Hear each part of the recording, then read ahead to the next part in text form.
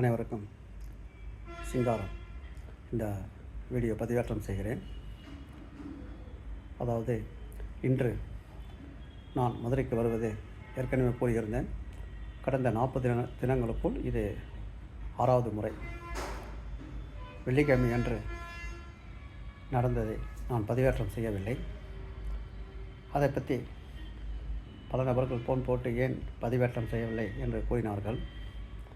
அதற்கான காரணம், நாளை நடைபெறும் கண்டெம்ட் வழக்கில் நம்மளுடைய நிலைமை என்ன, நாம் எவ்வாறு எதிர்நோக்கப் போகிறோம், அதனால் நமக்கு என்ன நன்மை கிடைக்கும் என்பதை பற்றிய ஒரு குறிப்பு தான் இந்த வீடியோ பதிவேற்றம். அனைத்து நண்பர்களும் மற்றும் ஓய்வு பெற்ற குடும்ப ஓய்வூதியரும் தயவுசெய்து பொறுமையாக ஒரு 5 to 7 minutes பொறுமையாக நிதானமாகவும் இதை முழுமையாக கேட்கவும். அதாவது வெள்ளியன்று திருமதி தாட்சாயணி அவர்கள் நாம் சீனியர் கவுன்சிலாக சென்னையிலிருந்து மதுரை கோர்ட்டுக்கு அட்டன் பண்ணாங்க. அதில் நம்மளுடைய பிரதான வாதம் ஒன்றே ஒன்று தான். அரசு நம்மளுடைய 31/1/2025 கண்டெம்ட் வழக்கில் பட்ஜெட்டில் உரிய நிதி ஒதுக்கீடு செய்து நாங்கள் கொடுத்து விடுகிறோம் என்று அரசு கூறினார்கள். அது ஏனென்றால் பலமுறை கூறியிருக்கிறேன். உச்சநீதிமன்றம் வரை ஃபைனான்ஸ் டிபார்ட்மெண்ட் ஃபைல் செய்த அப்பீல் மனு தள்ளுபடி செய்யப்பட்டு விட்டது. அவ்வாறு தள்ளுபடி செய்யப்பட்டு விட்டதால் ரிவ்யூ பெட்டிஷன் ஃபைல் செய்தார்கள், அதுவும் தள்ளுபடி செய்யப்பட்டு விட்டது. ஸோ அரசின் 2 மனுக்களும் தள்ளுபடி செய்யப்பட்டதால் நம்மளுடைய அந்த பணியாளர்களுக்கு இணையான அகவிலைப்படி ஓய்வூதியர்களுக்கு உண்டு என்பது ஒரு பொதுவான வழக்கு தான். அது சில சங்கங்கள் கூறுவது போல் அலுவலர்களுக்கு மட்டுமல்ல, அது பொதுவான ஒரு தீர்ப்பு. அனைத்து பணியாளர்களுக்கும், அது ஓய்வு பெற்றவர்களுக்கும் அது பொருந்தும் என்ற தீர்ப்பு, இறுதிப்படுத்தப்பட்ட தீர்ப்பு. ஸோ நீதியரசர் மாண்புமிகு புகழேந்தி அவர்கள் அந்த வாதத்தில் உங்களுக்கு உள்ள அனைத்து வாய்ப்புகளும் முடிந்துவிட்டது, நீங்கள் இந்த உத்தரவை அமல்படுத்துவதை தவிர வேறு வழியில்லை என்ற வாதத்தை ஏற்றுதான் பட்ஜெட்டில் பணம் ஒதுக்கி தருகிறேன் என்று அந்த நேரத்தில் நாங்கள் ஒரு இடைக்கால நிவாரணமாக ஒரு 15 கோடி மாதத்துக்கும் ஒரு 180 கோடி வருடத்துக்கும் கொடுக்குறோம் சொல்லி 5/2 அதை உயர்வை கொடுத்தார்கள். 10 ஆண்டு காலம் கொடுக்காத ஒரு உயர்வை நாம் அந்த உயர்வு பெறும்போது மிகவும் மற்றற்ற மகிழ்ச்சி அடைந்தோம். சிறிய உயர்வு என்றாலும் 10 ஆண்டு காலம் பெறாத உயர்வை பெறுவதற்கு, அதாவது டிஏ படிப்படியாக உயர்த்துவதற்கான நடவடிக்கைகள் நாம் வெற்றி பெற்றோம் என்பதை நான் மிகவும் மகிழ்ச்சியுடன் கூறிக்கொள்கிறேன். பல சங்கங்கள், பல்வேறு தரப்புகள், பல்விதமான ஏளனங்களும் எங்கள் மீது வசனங்களும் வந்தாலும், ஆனால் மனசாட்சியுடன் எங்களுடைய வழக்கு தான் முதன்மையான காரணம் டிஏ உயர்வு பெறுவதற்கு. அவை கோவை அலுவலர், கோவை பேரவை மற்றும் ஃபெடரேஷன் ஆஃப் ஆஃபீஸர்ஸ் மற்றும் உங்களுடைய ஒத்துழைப்புதான காரணம் என்பதை பதிவு செய்து கொண்டு, அதனுடைய தொடர்ச்சியாக அரசு பட்ஜெட்டில் 2000 கோடி நிதி ஒதுக்கிவிட்டது. அதைத்தான் பிரதானவாதமாக வெள்ளியன்று வைத்தோம். அதை அரசு வழக்கறிஞர் திரு ரவீந்திரன் அவர்களும் கேட்டார்.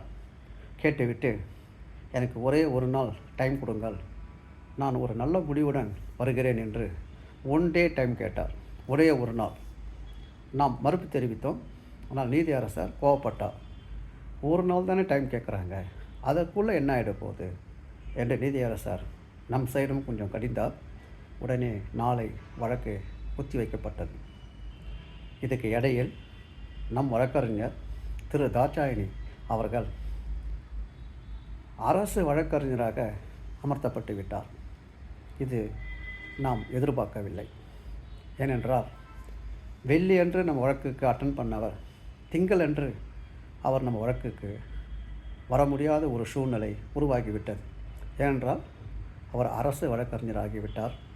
நம் வழக்கை அட்டன் பண்ண முடியாது என்பது நமக்கும் தெரியும். அவர்களும் இந்த வழக்கிலிருந்து விலகிவிட்டார்கள். ஏனென்றால் நம் வழக்கில் நாளைக்கு அட்டன் பண்ணால் அது கான்ஃப்ளிக்ட் ஆஃப் இன்ட்ரெஸ்ட்னு சொல்லுவாங்க, அது பாதிக்கும்.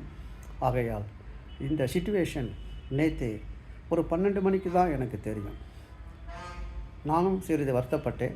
ஏனென்றால் இருப்பதோ ஒரு நாள், அதுக்குள் நம்ம மாற்று ஏற்பாடு செய்ய வேண்டும் என்ற மிகுந்த மனக்கவலை. ஆனால் உடனடியாக மாற்று ஏற்பாடாக நாம் மதுரையிலேயே ஒரு சீனியர் கவுன்சில் டிஸ்கஸ் பண்ணி ஏற்பாடு செய்துவிட்டோம். அதை ஏற்பாடு செய்துவிட்டு வந்து தான் இப்போது இந்த வீடியோ பதிவேற்றம் செய்கிறேன். நமக்கு ஏற்பட்ட அந்த தடை இப்போது நீங்கிவிட்டது. நாளை நம்மளுடைய கண்டெம்ட் வழக்கில் அரசு ஒரு நாள் டைம் கேட்டு ஒரு நல்ல முடிவோடு வருகிறேன் என்று கூறினார்கள். நம் வாதம் 2000 கோடி ஒதுக்கிவிட்டும் இன்னும் இந்த டிஏவை பேஸ்டு மேனர்லேயே கொடுக்குறாங்களே, அட்லீஸ்ட் அதையாவது முழுமையாக கொடுங்க அப்படின்றதான் நம்மளுடைய பிரதான வாதம். அரசு அரியரை வெயிட் பண்ண சொல்லுகிறது. நாம் அதுக்கு இணங்கவில்லை. அதே நேரத்தில் எந்த இன்ஸ்டால்மெண்ட் வேணாலும் எடுத்துக்கொள்ளலாம் என்பது தான் நம்மளுடைய வாதம். ஏனென்றால் நம்ம உத்தரவில் தெளிவாக உள்ளது. வித் அரியரும் சேர்த்து தான் உத்தரவு. அதுதான் உச்சநீதிமன்றத்தில் உறுதி செய்யப்பட்டது. ஸோ நம்மளுடைய இப்போ நிலைப்பாடு நாளை கண்டெம்ப்டில் எப்படியாகவது மீதமுள்ள உயர்வை நாம் பெற வேண்டும். அடுத்த மாதம் உயர்வு நம்ம பெற்றே தீர வேண்டும். எப்படி 3 முறை வாங்கியிருக்கிறோம், 3 மாத இடைவெளியில், 2வது மாதம், 5வது மாதம், 8வது மாதம். ஆனால் அடுத்த மாதமும் ஒரு உயர்வு கண்டிப்பாக வர வேண்டும் என்பது நம்மளுடைய பிரதான வாதமாக இருக்கும்.